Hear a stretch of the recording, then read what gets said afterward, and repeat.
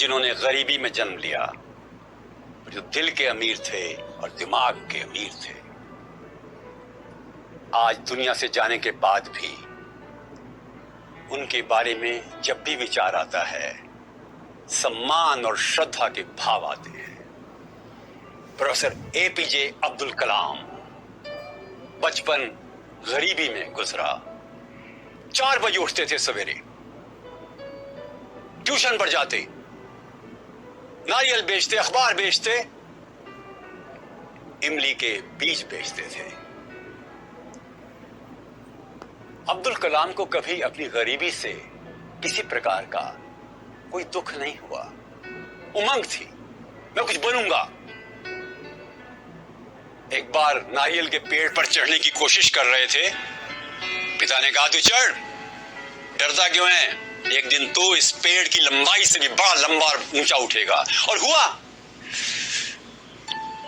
Panchayat school में पढ़ाई, फिर एक और स्कूल में, सेंट जोसेफ संस्थान में, मेड्रास इंस्टीट्यूट ऑफ टेक्नोलॉजी के ये ग्रेजुएट एयरफोर्स में भर्ती होना चाहते थे। इंटरव्यू हुआ और आखिरी वेटिंग लिस्ट में इनका नाम था। नियुक्त नहीं हुए, किंतु हिम्मत नहीं हारी। आकाश पर विजय प्राप्त करने वाला ये व्यक्ति मिसाइल मैन कहलाता था। बार बार कहते थे, हिंदुस्तान को महान देश यदि बनना है, 2 बातों का ध्यान रखना होगा, आर्थिक रूप से शक्ति और सामरिक रूप से शक्ति। विवेकानंद के शिष्य थे, उनके तो गुरु थे, उन्हीं को मानते थे, शक्ति का सिद्धांत। चलिए उनकी अच्छी अच्छी बातें सोचिए। छोटे कद के, घुंघराले बाल, तमिलनाडु का यह छोटा सा व्यक्ति शाकाहारी रहा जिंदगी भर। कभी शराब तंबाकू को हाथ नहीं लगाया, पवित्र जीवन जिया। पढ़ने का जबरदस्त शौक बचपन से भी। जब दुनिया छोड़ के गए, इतना बड़ा पुस्तकालय छोड़ गए, आप हैरान होंगे। रात को सोने से पहले खूब पढ़ा करते थे। कविता लिखने का शौक था, तमिल में कविता लिखते थे, उसका अंग्रेजी अनुवाद खुद करते थे। कबीर के शौकीन थे, नमाज भी पढ़ते थे और गीता रटी हुई थी। जब सबसे पहले राष्ट्रपति बने, उस दिन जो भाषण दिया, कबीर को उन्होंने कोट किया, काल करे सो आज कर, आज करे सो अब। जिंदगी भर रोज काम की सूची बनाते थे, क्रोध नहीं करते थे, मुस्कुराते थे, मितभाषी थे, मधुरभाषी थे। जब नौकरी करते थे तो 40 घंटे काम करने का सामान्य नियम था। ये कई बार 60, 80 और 100 घंटे हफ्ते में काम करते थे। कई कई रात नहीं सोए जब अन्वेषण हो रहे थे। तो ईश्वर में आस्था थी। यू आर यूनिक पुस्तक में लिखते हैं कि हर मानव ईश्वर का पुत्र या पुत्री है और उसको अपनी संभावनाओं को व्यक्त करने के लिए हर समय पर प्रयत्न करना चाहिए। कोई इंसान छोटा नहीं होता। अपने आप को छोटा मानना अपराध है। स्वप्न वो लो जो कि तुम्हें ऊंचा उठने के लिए प्रेरित करें। आंख की नींद उड़ा दें ऐसे स्वप्न, जागते हुए स्वप्न।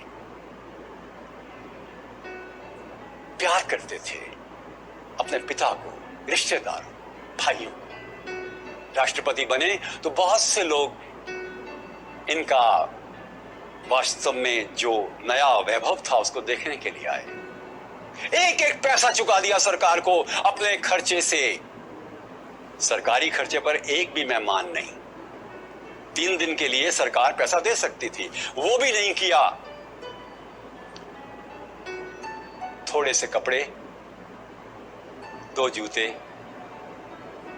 नीला कोट, हल्का सा नीली कमीज, बस ऐसा पहनावा सरलता का प्रतीक था। मित्रों के मित्र थे, बातें करना अच्छा लगता था। बच्चों से, लाखों बच्चों से उन्होंने वार्तालाप किया, डायलॉग्स विद स्टूडेंट्स। और इसीलिए इंडियन स्टूडेंट्स डे जो है इनके साथ जुड़ गया।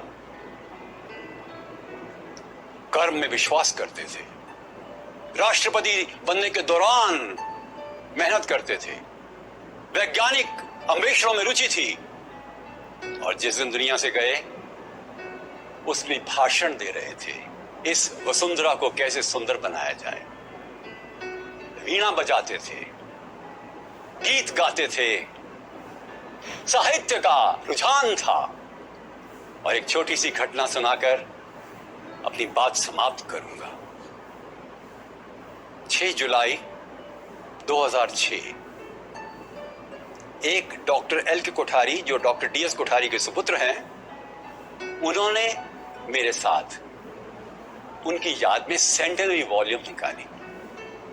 अब्दुल कलाम ने एक जगह लिखा है कि मुझे 3 लोगों ने सबसे ज्यादा प्रभावित किया, होमी जहांगीर भाभा, विक्रम साराभाई और DS कोठारी। उस किताब का विमोचन था।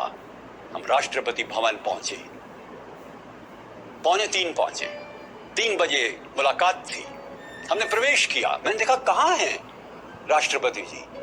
देखा उधर कोने में लैपटॉप पे एक व्यक्ति काम कर रहा है।